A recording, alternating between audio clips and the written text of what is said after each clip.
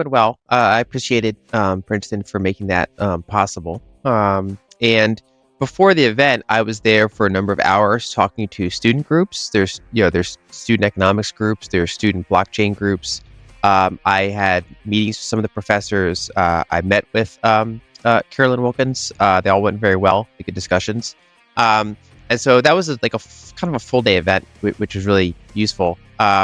And the questions were, there were questions after the event as well. So like a book signing. And so that was like a whole great thing that Princeton did. Princeton also has something called the D Center that I've been to a couple times, including their first one, which is they have this kind of, it's like a mix between economics and computer science and a couple other areas about applying technology to make things more decentralized, with obviously money being, at the forefront of that. And so they have had a number of events with people. They've had, for example, Alex Gladstein of the Human Rights Foundation. They've had a bunch of other people from the space, also other crypto ecosystems, but it's a university setting that tends to be the norm. So I think that they're one of the universities is actually kind of taking this a little bit more seriously than others. They have upcoming things on decentralized social media that's interesting. And so I think that, as $1 trillion asset now, it does to some extent capture the attention of academics. The bigger it gets, the bigger it becomes part of the social discussion in general, which will include academic circles. But in general, academic circles are slow to change. A lot of them will look at things from a top-down perspective. And so I don't think that's the leading area where we're going to see a lot of stuff. I think this is kind of the thing. You just have to build it. You just have to, it's be more of a business and user and developer led movement and technology, more so than something that is graced by major institutions. Although when they happen, you should accept it or kind of work with them and see what you can do. There is a book coming out called Resistance Money by Andrew Bailey and others. It's a multi-author book, and that is three philosophy professors, so academic people exploring Bitcoin positively. So there are, and that has an academic press associated with it. It's not a retail book; it's an academic press. And so I think that the larger it gets, the more of these kind of voices you have in the space. It is actually at least part of the conversation, even if it's not necessarily the majority view, which is fine. What was the general sentiment among the students and the professors that you were interacting with? Did they have a good grasp on what makes Bitcoin or what separates Bitcoin from crypto, or were they just generally curious about everything? Curious about everything. And I think for a lot of people, we're still kind of in the blockchain, not Bitcoin phase of discovery, which is a popular. I use that line because that was a popular sentiment a while ago. It's not quite that now, but basically, there's the idea that programmability is a good thing, with not necessarily understanding of the trade-offs, right? So kind of if you approach the space and you're here for a handful of hours, your first thought is, okay, Bitcoin's old tech. These other things can do more. So by default, I should gravitate towards whatever does more or is more scalable and things like that. And it's not an insane thing that if you're here for a little while to explore that. And so that you get questions like, well, why not this? It's more scalable, it's more programmable. But a lot of people don't realize, for example, that Satoshi literally deactivated certain opcodes in early Bitcoin. He made Bitcoin simpler on purpose. And that's something that is, engineers can get that pretty readily. But it takes time to kind of explain that sometimes simplicity is better and that it's actually a feature.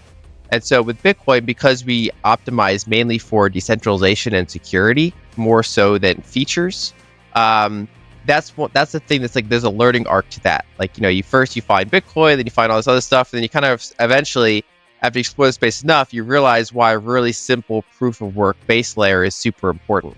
And so my impression is that a lot of people are still on the earlier part of that exploration, which is fine. But that's generally how I see it. I think that one of the things to emphasize is that the simplicity is a choice. It was a design constraint. It was not an accident that Bitcoin can't do more. It was a design choice by Satoshi and those who've continued the code since then. and the fact that Bitcoin is purposely hard to change by design, and that's valuable. Analogy I like to use is the U.S. Constitution. So the U.S. Constitution is an amazing document. We can all probably think of ways we could make it better. I'd like to add another 10 Bill of Rights, for example, to give even more freedoms to individuals, or clarify and elaborate on certain amendments that seem to often be kind of ignored by laws. I'd like to kind of make it so explicit you can't ignore it, right? I can imagine ways I could make the document better from my perspective. But the sheer fact that it would be easy to change would make it a worse document, even if you could change it for the better, because it means someone else can change it for the worse. So the fact that there's not been an amendment in decades, there's only been like 2 amendments in like 50 years, something like that, that's a feature, even though it can be a frustrating feature. And so I think that through education, people can realize why Bitcoin specifically kind of stands out from the space, but it does take time. And the other, I tend to emphasize Bitcoin and stable coins because kind of outside of Bitcoin, and ironically, I mean, they started on Bitcoin, and they could come back to Bitcoin. But really, the only other space that I think we're seeing a lot of kind of utility from is the stablecoin space, which are really just dollars going into a crypto environment, making use of some of these rails in an international context. So for me, it's mainly the Bitcoin stablecoin discussion. Is there a specific size for Bitcoin in which you think like the academic world would really start to like question some of their original assumptions? Like, to me, thinking back, like I thought $1 trillion would be something that would wake them up, but apparently not really. Would gold parity be that level to where they start paying attention? Does it have to go even higher than that for them to really start to pay attention? So I think that gold parity is kind of a meme that like our space cares about, but that the average person is like, what are you talking about, right? Like they don't know the market cap of gold, they don't know the market cap of Bitcoin, they don't know the relevance of that. If anything, the funny thing is before you hit gold market cap parity, you surpass the U.S. monetary base, right? So if Bitcoin has a bigger right now it's something like the 6th biggest monetary base, which is base money, not broad money. Obviously, U.S. broad money is way bigger than gold. But if you pass the base money, that's a fascinating talking. Even if you're like number 2 or 3 up from like number 6 right now, whatever the number is, if you're up there with like China and Europe, in terms of like the biggest monetary bases in the world, that's fascinating data point.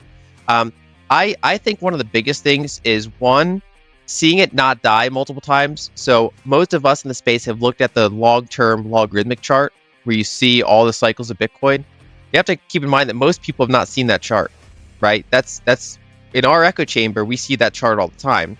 I think you even have that chart behind you with the colors. Like you can kind of see Bitcoin price on it to some extent.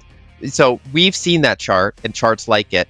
Most people have not. They've seen the price rises that occurred within their conception of paying attention to it, which, for example, might have been the 2017 bull run, and then might have been the 2021 bull run. So they saw a big bubble, and then they saw another big bubble that was bigger, and they often view it in a linear chart. So it either looks like a bubble or a broken bubble, and they don't know that there's been prior cycles before that.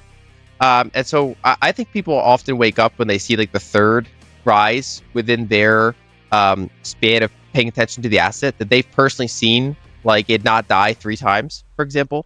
I think that's a big kind of signpost. And another one is just that the relevance where the size matters is that when more people hold it, and when lawmakers are talking about it, I mean, certainly the size has caught a lot of their attention for sometimes good, sometimes bad reasons. I think overall academics will be paying attention to it because it's a larger and larger asset, and it's a larger and larger part of the discussion, and it's not considered fringe. So if you write a research paper on it, you're not going to like be told why you're working on that niche thing, right? It's like, no, I'm working on something that's the size of the U.S. monetary base, for example. That'd be a relevant thing. In general, you don't see academics change their mind very often. It's different than a business context. Normally, kind of people rotate out of the profession one way or another, and other people rotate in, right? So I don't think it's a surprise that the professors that are working on that resistance money book are on the younger side of professors. I don't know their exact ages, but they're not gray-haired professors. Even though, ironically, there's plenty of older people that really appreciate Bitcoin, but generally in the academic circles, new ideas or new things tend to come from the younger side of professors.